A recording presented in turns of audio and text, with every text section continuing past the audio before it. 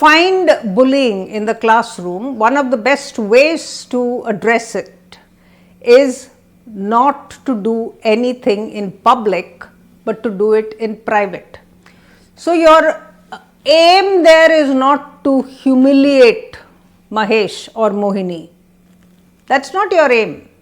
Your aim is correctional. So, how do you do that? Hi everybody, I did Tales from the Classroom some time back and it was very well received. A lot of people wanted more tales from the classroom. All teachers have tales from the classroom because the classroom, as I said, teaches you a lot about children and it also helps you to learn how to deal with them. So, today I am going to talk to you about bullying. A common problem in classrooms is bullying. In schools for that matter, some of them are light-hearted and some of them are very serious. So, it is important for everyone to think about bullying. If you say you will never meet a bully in the class, you are wrong. You will meet bullies a few times at least in your career. So, today I am going to talk to you about Mahesh. Mahesh was in my grade 5. He was a rich dad's son, so he had all the trappings of the rich. He came in a flashy car. In fact, he came in a different flashy car every day. He also had all the latest gadgets and the latest games and what have you. Anything that was new in the market, you could find on Mahesh. Obviously, all the children gyrated towards him. So, all the boys were very happy with certain kinds of gadgets that he got to class and the girls were curious and the girls also wanted to befriend him because in grade 5 you are 10 years old and you want to see and be associated with people who are going to bring in novelty items to class. When children get so much attention from their peers, what happens to them is they lose balance, they lose stability. They are not sure about social equations as yet and so they start boasting, they start dominating, they start showing entitlement and they start bullying. The person that you are going to bully is going to be one of the weakest in the class. And this boy was called Mohan. So, Mohan was bullied not just by the rich kid who had absolutely no need to bully anyone, but he bullied him because he wanted to assert his power, not among friends. Because with friends, you can't really be nasty to your friends because they'll stop talking to you or the other people will not like it or the friends anyway are happy to say that you are the king.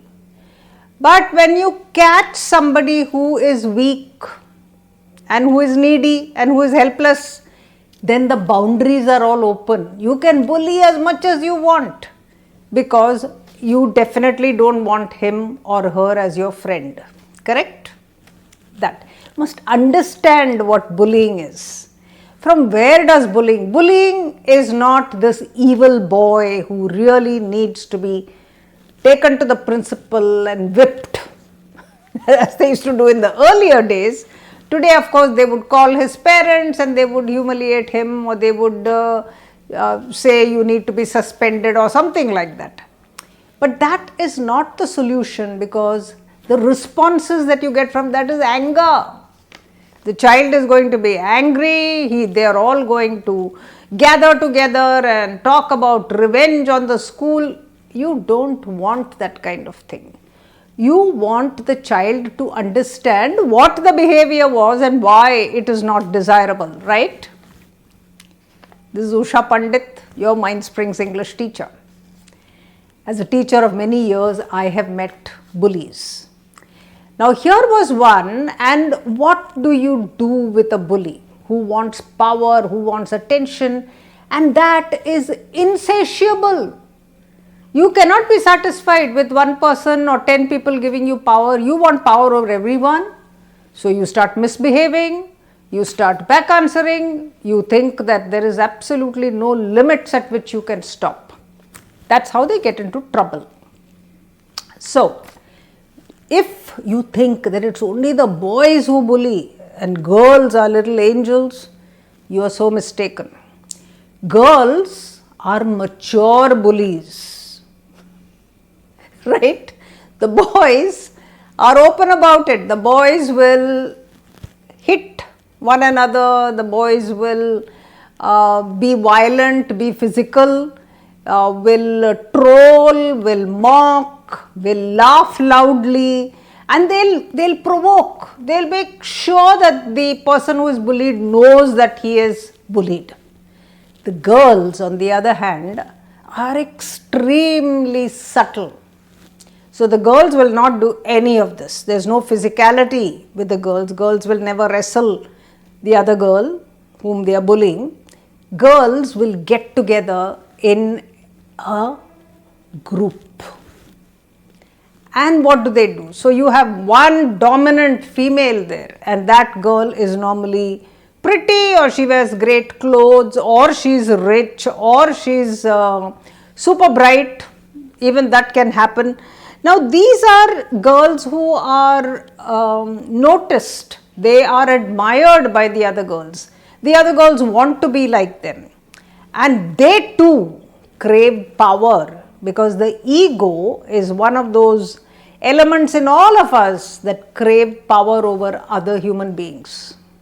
The child is no different. We carry this along with us all through our lives. However, in children, you will see this at play when they bully. Okay, so it's very normal.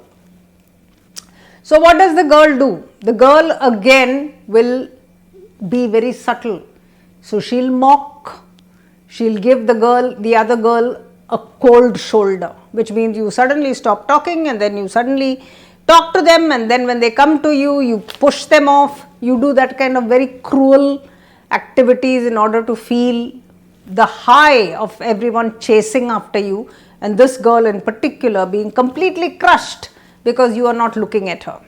So that is the female bully.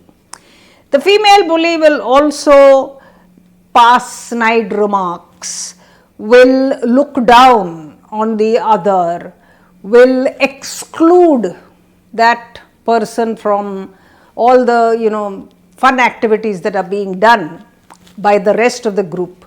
So you have a group dynamics with girls who bully, and how do you address these problems as a teacher? Now if you are not aware of the bullying in your classroom, that is very dangerous, because then you are allowing some children to become bullies, and that is going to be very harmful in the long run. And the other child who is being bullied, you are creating a sense of total helplessness and despondency. Some of them end in tragedies. So you don't want those things to happen, so you must be aware of your classroom. How do you get aware of the classroom? One is to check on them when they are in the playground, because that's when you see certain behaviors that you don't see before. Take complaints that are made seriously without going and acting on them immediately. Just make a note of who is complaining about whom. Number 2. Number 3, make a sociogram. Get the children to sit and do a sociogram. A sociogram has an isolate. An isolate is someone whom nobody is talking to, she is alone. So that child is singled out. Nobody will say I am her friend. Then you have pairs, and then you have groups, and then you have people who are seen as leaders. So there is a questionnaire you can give them and create a sociogram of your class that will inform you what are the groups, who are the dominant people, who are the people who are alone, etc. That is going to help you to understand your class better. Very important. When you find bullying in the classroom, one of the best ways to address it is not to do anything in public, but to do it in private. So your aim there is not to humiliate Mahesh or Mohini. That's not your aim. Your aim is correctional. So how do you do that? You correct them in private. You can have a talk. If you want to do it with the whole class, that is even better, but it needs to be neutral. So what I used to do is I used to pick up a story and get children to discuss it. So discussions are great. You can have all kinds of discussions without actually naming anyone. And when peers together vote for the right behavior, the person who is not indulging in that behavior becomes conscious of it and changes, right? Changes slightly, or at least is aware that this is not behavior that is, seen as desirable. That is one. You can do a lot of discussion. So for example, if I write a quote on the board and I say beauty is fleeting, then this person who is being chased after because is better looking than other children, is she or he for that matter is going to start thinking about it, because the entire class has debated on beauty being fleeting and how beauty will pass and how the person is more important, the person inside is more important than the person outside. So you've educated the whole class with a great discussion, and you've given a certain message to people who have not been following it. There are other things you can say. For example, you can say, what are the things that money can't buy, and get children to make a list. You could take a story or a poem or something like that from your literature book which has this theme, and you can discuss that. So that's another great way. Or you can say happiness is a bubble. Also bringing the transitory nature of the ego. So today you are being chased after and you are feeling like nothing will destroy you, but a small incident in your life can change everything. So these are great discussions to have with children, because they not only learn their lessons, but you have given a wider audience. This is much better than marching them to the principal, humiliating them, creating a lot of pain in that child. Because the bully at the end of the day is not really in a stable place. As I told you, that person also needs help. So if you do some of these strategies like I have done in the class, that really helps. A lot of time the smart kids are not found to be cool, so nobody seems to be following the smart kid. They seem to be following the kid who is doing everything that is breaking rules. You will find this in the classroom. That is another one that needs to be talked about in terms of why do we have rules. So ask them to sit in groups and create a country. Ask them to create rules for that country, and let us see if they come up with rules that are going to be naughty or rules that are going to be developmental and educational as goals. That will be an eye-opener which they themselves have indulged in without you actually lecturing them.